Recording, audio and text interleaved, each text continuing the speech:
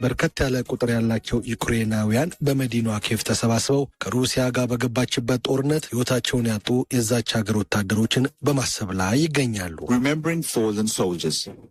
ዩክሬናውያኑም የአበባ ጉንጉን ያስቀምጣሉ። በጦርነቱ ያጧቸውን ወታደሮችም አስበዋል። በጦርነቱ ምን ያህል ወታደሮችና ወዶ ዘማቾች እንደተገደሉ በዩክሬን ባለስልጣናት በኩል እስካሁን በይፋ የተገለጠ ነገር የለም። በተለያዩ አካላት በኩል የሚነገረው የሟቾች ቁጥር የሚለያይ ቢሆንም ሩብ የሚጠጋው የዩክሬን ግዛት በጦር ኃይል ተይዞ ወደ ሩሲያ ተጠቃሏልም ነው የሚባለው። በአሜሪካ እና በሌሎች የምዕራባውያን ሀገራት ከፍተኛ መጠን ያለው የጦር መሳሪያ ድጋፍ እየቀረበላት ባለበት በዚህ ወቅት እንግዲህ አሁን ላይ አዲስ ዜና ከዋሽንግተን ተደምጧል።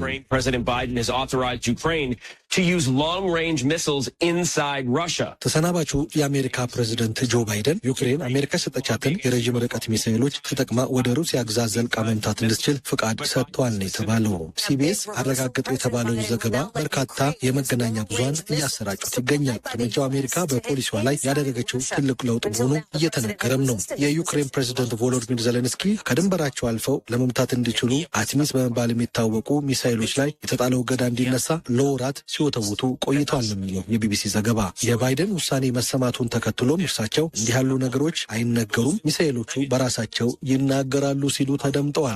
ይሁንና በአሜሪካ ለዩክሬን ጦርነት የሚደረገውን ከፍተኛ ድጋፍ አጥብቆ የሚቃወሙት ተመራጩ ፕሬዝዳንት ዶናልድ ትራምፕ ወደ ስልጣን ዳግም መምጣታቸው በዩክሬን በኩል ድንጋጤን በፈጠረበት ወቅት ነው የባይደን አዲስ ውሳኔ የተደመጠው። ያም ሆኖ ጦርነቱ በዩክሬን በኩል ያለ ሶስተኛ ወገን ድጋፍ መቀጠል የማይችል መሆኑ እርግጥ ነው። የዩክሬን መንግስት ከአዲሱ የአሜሪካ አስተዳደር ጋር የሚስማማ የፖሊሲ ለውጥ ለማድረግ በዝግጅት ላይ መሆኑን ገልጿል። ከሩሲያ ጋር 2 ዓመት በላይ ሲካሄድ የቆየው ጦርነትም በቅርቡ እንደሚያበቃ ነው የዩክሬኑ ፕሬዝደንት ቮሎዲሚር ዜሌንስኪ ያሳወቁት።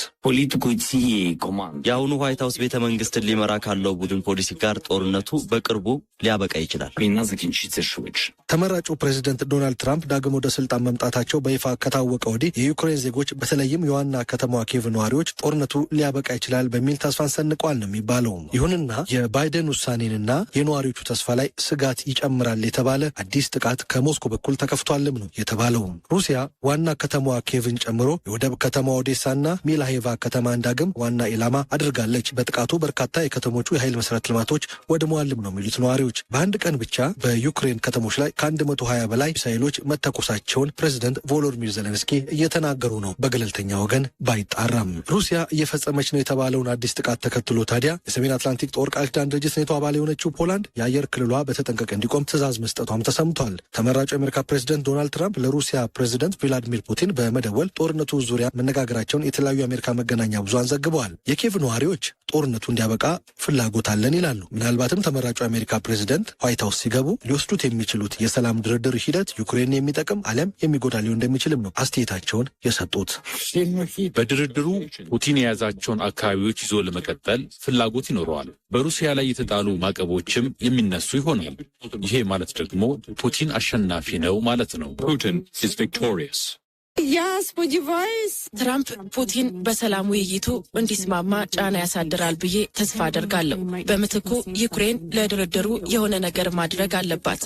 በዚህም ነጻነታችንንና ሉዓላዊነታችንን አሳልፈን እንደማንሰጥ ተስፋ አድርጋለሁ። የተሰናባቹ የአሜሪካ ፕሬዝደንት ውሳኔን ተከትሎ በእርግጥ ሩሲያ ምንም አይነት አስተያየት ባትሰጥም ከዚህ ቀደም ፕሬዝደንት ቭላዲሚር ፑቲን የምዕራባውያን ሀገራት ከእንዲህ አይነት እርምጃ እንዲታቀቡ አስጠንቀው ነበር። ካልሆነ ግን ኔቶ በዩክሬን ጦርነት ውስጥ በቀጥታ መሳተፍ እንደሚያሳይም ተናግረዋል። ፕሬዝደንቱ እስካሁን በውሳኔው ላይ አስተያየት ባይሰጡም ከፍተኛ የክሬምሊን ፖለቲከኞች ግን ውሳኔው ጦርነት እንደማባባስ ሲሉ ገልጸውታል ነው የሚለው የቢቢሲ ዘገባ። በጥር ወር ዋይት ሀውስን የሚለቁት ጆ ባይደን ለዩክሬን ተጨማሪ እርዳታ ለማድረስ ሲሰሩ ቆይቷልም ነው የሚባለው። ተተኪያቸው ዶናልድ ትራምፕ በኩላቸው ተጨማሪ ድጋፍ ይቀንሳሉ ወይም ያቆማሉ የሚል ስጋት ነው ያለው። ወታደራዊ ድጋፉ የአሜሪካን ሀብት ማውደሚያ ነው ይሉታል ተመራጩ ፕሬዝደንት ዶናልድ ትራምፕ። የጆ ባይደንን ውሳኔ ተከትሎ ለአባቱ የምርጫ ቅስቀሳ ሲያደርግ የነበረው የተመራጩ ፕሬዝደንት ዶናልድ ትራምፕ የመጀመሪያ ልጅ ትራምፕ ጁኒየር የዲሞክራቶቹን ውሳኔ በእሳት መጫወት ብሎታል። የዲሞክራቶቹ በተለይም የባይደን ውሳኔ እርሱ እንደሚለው የአሜሪካን የወታደራዊ ኢንዱስትሪዎች ለማደለብና የተወሰኑ ግለሰቦችን በመጥቀም ሶስተኛውን የዓለም ጦርነት ለማስነሳት ያለመ ነው ብሏል። ምክንያቱ ደግሞ እሱ ሲናገር አባቴ ወደ ዋይት ሀውስ ከመግባቱ በፊት ሰላም ለመፍጠር ያለውን ሀሳብ ለማጨለም የተደረገ የጨለምተኞች አካሄድ ሲል ነው ያወገዘው በኤክስ ገጹ ላይ።